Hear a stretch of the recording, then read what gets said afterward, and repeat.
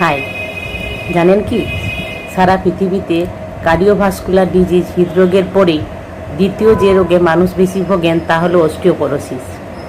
প্রায় 1.5 মিলিয়ন মানুষ এই রোগের শিকার।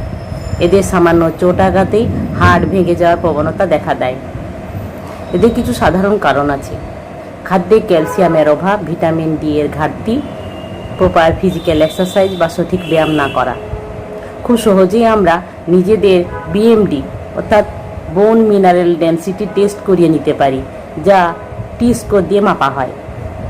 1 থেকে 10 মধ্যে নর্মাল, -1 থেকে -2.49 মধ্যে হলে লো বিএমডি, যাকে অস্টিওপোনিয়া বলে। -2.50 কম হলে অস্টিওপোরোসিসের লক্ষণ।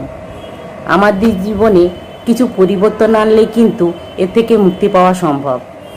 যেমন খাদ্যে প্রোটিনের পরিমাণ বাড়ানো, শাকসবজি বেশি করে খাওয়া, খাবারে টক দই, বাদাম ইত্যাদি যোগ করা, শক্তি বাড়ানোর জন্য স্ট্রেংথ ট্রেনিং নেওয়া, স্মোকিং এবং অ্যালকোহল বর্জন করা।